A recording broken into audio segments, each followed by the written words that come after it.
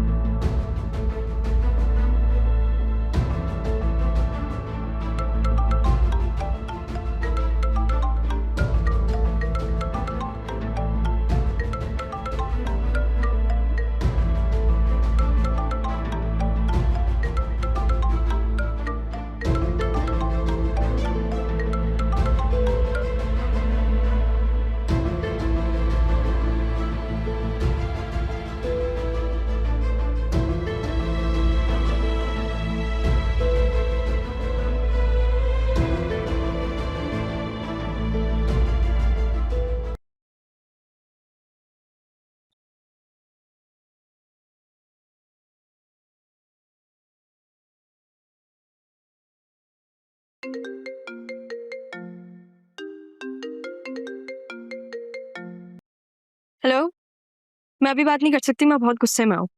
अरे अरे रुको, रिलैक्स, क्या हो गया? रोज असिस्टेंट कमिश्नर, रोज आती हूँ मैं यहाँ पे कमिश्नर ऑफिस, ठीक है, वो रोज मुझे इग्नोर करके चला जाता है। तो सबसे पहले रिलैक्स हो। कौन तंग कर रहा है तुम्हें? वही असिस्टेंट कमिश्नर यार, मैं तंग आ गई हूँ, पता है, रोज इतना इंतजार करना पड़ता है मुझे।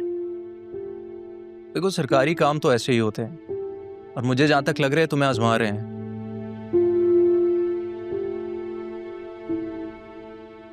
अच्छा, सब छोड़ो, take a deep breath and relax. देखो, कॉन्फिडेंट रहोगी तो तुम रियलाइज करोगी कि बिजनेस में कैसे प्रॉब्लम्स आ सकते हैं। इस चीज को तुम ऐसे समझ लो जैसे तुम्हारा कोई लर्निंग प्रोसेस चल रहा है। मैंने लॉयर से बात कर ली है, वो सब देख लेगा। फिलहाल तुम वापस ऑफिस जाओ और उनको कॉल करो कि वो आए। मैं समझ गई, थैंक यू। उनसे बात करके थोड़ा रिलैक्स हो गया ना। कहो तो आ जाऊं? नहीं नहीं, आपको आने की ज़रूरत नहीं है, ये मेरी जंग है, मुझे अकेले लड़ना होगा। वैसे भी परेशान नहीं करना चाहती, बाद में बात करते हैं। अल्लाह हाफ़िज़।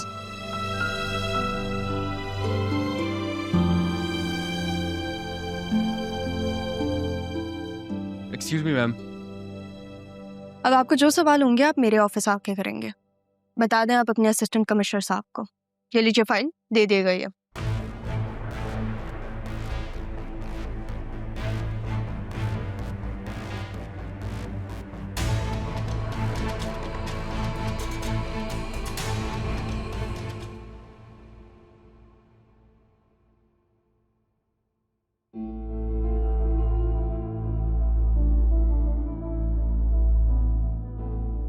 तो आप चाहती हैं कि कानून खुद आपके ऑफिस में आकर आपसे सवाल करे? मैं चाहती हूँ जहाँ सच हो कानून भी वही हो। कानून की आंखों पे तो काली पट्टी होती है, वो ये नहीं देखता कि आप कौन हैं, कहाँ बैठी हैं, सिर्फ सबूत चाहता है वो। सबूत तो मैंने भी मांगा था। आपको सबूत चाहिए तो आप कानूनी कार्रवाई करवाएं, कोई नहीं रोकेगा। फिलहाल मैं अपनी कार्रवाई करने हूँ, बुलाएं अपने उस वकील को जो आपको पट्टियां पढ़ा रहे। मेरे वकील से आपका क्या लेना देना? आपको जो सवाल करना है आप मुझसे कर सकते हैं।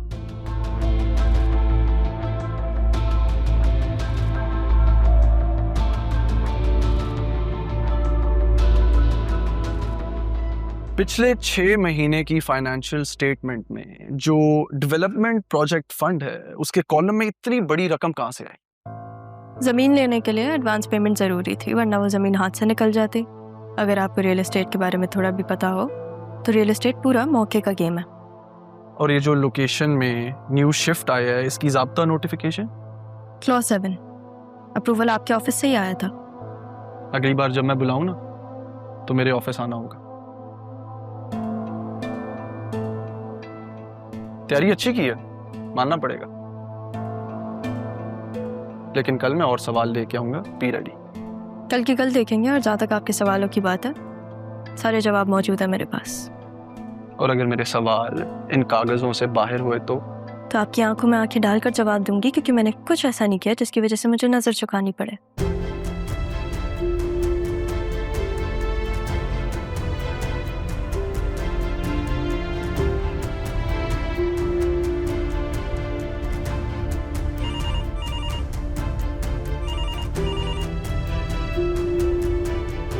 जी जमील साहब।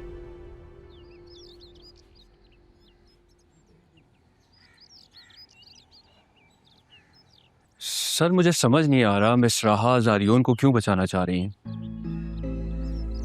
उन्होंने जो फाइल्स बनवाई हैं, और मुझे लगता है उनके साथ कोई है जो उन्हें गाइड कर रहा है। लगता है बहुत तगड़ा वकील किया है, जिसकी वजह से उन्हें इतना बूस्ट मिला है। बैरिस्टर रफीक ही हैं जो इस ऑफिस और सैफ साहब के सारे मामला देख रहे हैं, उनके अलावा कौन हो सकता है? नहीं सर, बैरिस्टर साहब तो अभी आए ही नहीं हैं। तुम्हें कैसे पता? सर, वो मैं डीसी साहब के पास गया था, उनकी बात हो रही थी, तो मुझे वहाँ से पता चला है। हाँ, लेकिन बैरिस्टर साहब का यहाँ होना ज़रूरी तो नहीं, वो सब कॉल पे भी हैंडल कर सकते हैं। लेकिन अगर वो नहीं है तो कौन हो सकता है?